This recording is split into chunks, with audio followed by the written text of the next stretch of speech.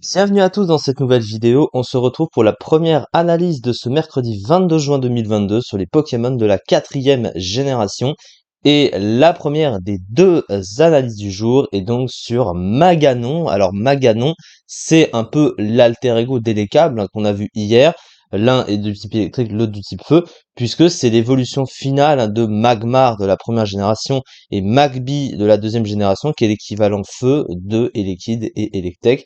Du coup, on va parler de lui. Alors Maganon, qu'est-ce que c'est en stratégie? Déjà, il possède un type feu pur, hein, on commence toujours par le type. Alors, le type feu pur, c'est un type qui est très spécial en stratégie. Alors, pour un Pokémon offensif, être juste de type feu, c'est quand même assez moyen, parce que le type feu, il paraît extrêmement fort. Alors, il faut quand même bien comprendre que c'est un des trois types super efficaces sur le type acier, donc évidemment, en termes d'attaque de coverage, le type feu est fréquemment utilisé, en tout cas fait partie des trois types fréquemment utilisés. Par contre, sur le stab, il n'est pas forcément très très bon, hein. Le type feu est énormément résisté, mais encore une fois, pour un Pokémon qui est principalement offensif, eh bien, il aurait mérité un double type pour avoir un peu plus de flexibilité offensive. Et en général, les doubles types qui sont avec le type feu marchent bien, notamment les types feu et combat ou les types feu et sol. Enfin, on connaît ces doubles types, même si ils sont pas non plus très très répandus. Mais surtout le type feu combat, hein, puisqu'on connaît Simia Braz et Gali, hein, qui sont très forts avec ce double type, qui apporte plus au type feu. Parce que le type feu, en lui-même, est pas forcément si incroyable que ça. Alors, il possède quand même 6 résistances, hein. Alors, pour certaines, des résistances à des types offensifs assez rares, mais globalement, c'est plutôt correct. Il a une résistance fée, déjà, qui est plutôt pas mal, depuis la 6e génération. Il a une résistance insecte, une résistance glace, une résistance feu lui-même, donc une résistance à lui-même. La résistance plante et acier, donc ça c'est des types offensifs moins vus. C'est pour ça que en général, ben le type feu, on le considère souvent comme un mauvais type défensif parce que il résiste à des types qui sont moins courants offensivement pour certains. Et surtout, il a trois faiblesses à côté qui sont extrêmement gênantes, hein. Évidemment, il a une faiblesse au piège de roc, donc ça, la faiblesse au piège de roc, c'est toujours très gênant. La faiblesse sol, c'est un des trois types super efficaces sur le type acier. Un autre, un type offensif très vu, hein, un des plus spammés en stratégie, et le type eau, qui est très gênant, qui résiste évidemment au type feu. Donc du coup, le type feu est pas extraordinaire quand il est seul comme ça. Surtout pour un Pokémon offensif, et la mage et les Pokémon offensifs préfèrent très souvent, en général, c'est mieux d'avoir un double type offensif. Voilà, un deuxième stab, ça apporte plus de puissance à un Pokémon qui a de la puissance, donc évidemment c'est plus fort comme ça. Au niveau des deux talents du Pokémon, le premier c'est Corps Ardent. Alors Corps Ardent, qu'est-ce que ça fait? Eh bien ça a 30% de chance de brûler un adversaire s'il reçoit une attaque de contact, c'est un talent utile, mais le problème c'est qu'il n'a pas tant de bol que ça. Donc il faut qu'il puisse, notamment sur le physique, hein, il a un bulk extrêmement mauvais. Donc, pour utiliser et bénéficier de l'utilité de ce talent, il faut tout du moins que le Pokémon reste suffisamment en vie sur le terrain et qu'il puisse agir derrière, parce que sinon, le talent est presque OSEF, hein, clairement pour le Pokémon. Son deuxième talent, c'est Esprit Vital, qui l'empêche de dormir. D'ailleurs, Elica possède le même talent. Ça, honnêtement, c'est très situationnel et c'est pas très très ouf, clairement. Donc ça, on va pas vraiment en parler. Parce que de toute façon, pour empêcher un Pokémon de dormir, il y a plusieurs façons, hein. Il suffit d'anticiper le Pokémon qui risque de t'endormir, hein. Voilà, si tu sais pertinemment, à moins que tu ne connaisses pas Pokémon, hein, que tu sois débutant en stratégie et que tu veuilles éviter de perdre des tours de sommeil, enfin des tours pour dormir sur le terrain et ne rien faire, c'est toujours pratique, mais bon, c'est très situationnel. Ensuite, du coup, au niveau des statistiques du Pokémon. Alors, ce qui ressort des statistiques, c'est la bonne attaque spéciale du Pokémon de 125. Donc, il tape très fort, hein, ce Pokémon. Une bonne attaque spéciale. Donc, ça, pour un Pokémon offensif, c'est bon.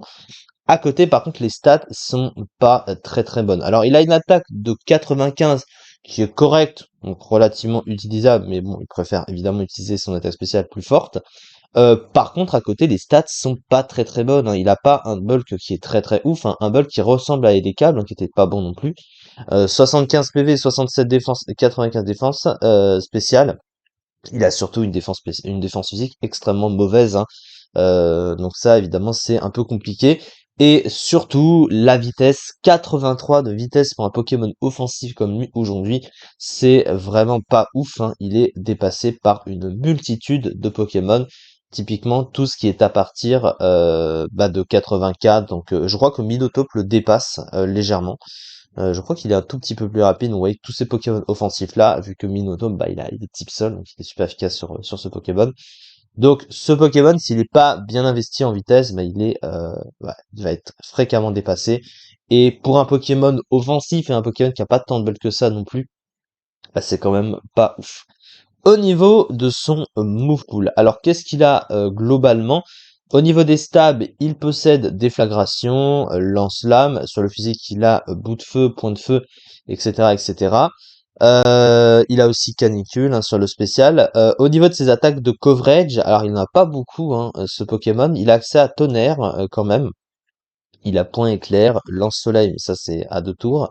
Après si tu utilises le soleil, pourquoi pas. Il a accès à Mach Punch, il a une priorité, mais elle est physique, hein, du coup. Il a casse-brique, coup-croix aussi, séisme. Donc il a des attaques qui ressemblent un petit peu à Elekab, c'est-à-dire que Elekab, il avait la particularité d'avoir une myriade de moves. Alors lui, il a pas point glace, par exemple. Il a pas les 3 points élémentaires, il en a que 2 sur 3. Mais le truc, c'est que Elekab, lui, il était orienté physique, donc au moins, bon, on préférait l'utiliser spécial, mais du coup, ce Pokémon-là, il a pas d'option de placement sur le spécial, en fait, tout simplement, et d'option de placement de manière générale. Son pool de soutien, il est pauvre, il a pas tant d'attaques de coverage comme ça non plus, surtout sur le spécial. Il peut pas se booster, hein, il a pas machination, il a pas plénitude, il a rien pour booster ses dégâts, alors que c'est un Pokémon offensif, son pool est extrêmement prévisible, et ses options sont quand même très restreintes. Et c'est dommage, hein, très clairement, il aurait préféré avoir beaucoup plus d'options que ça. Donc du coup, c'est un peu triste, voilà, il faut quand même le dire. Alors la fiche stratégique du coup du Pokémon, une attaque spéciale excellente et une défense spéciale décente, possède un large move pool offensif, bonne vitesse pour un wall breaker, mais une défense physique très faible, son type feu le rend vulnérable à beaucoup de faiblesses courantes ainsi qu'au fameux piège de roc. Alors évidemment maintenant il y a les grosses bottes qui sont presque indispensables je dirais parce que vu que le Pokémon est un peu lent, qui tank pas très bien, ça dure pour rester longtemps sur le terrain, pour pouvoir utiliser son rôle offensif, faut qu'il prenne pas trop cher parce que si jamais il est dépassé par un Pokémon qui tape trop fort, il va se faire tuer. Donc finalement son potentiel offensif, il va fonctionner que si en face c'est gérable quoi, clairement. Parce que sinon il risque de mourir assez facilement. Il a une concurrence assez facile à beaucoup de Pokémon offensifs du jeu qui sont meilleurs que lui, qui tankent mieux, qui sont plus rapides, etc., etc. Avec un double type aussi, c'est toujours plus appréciable.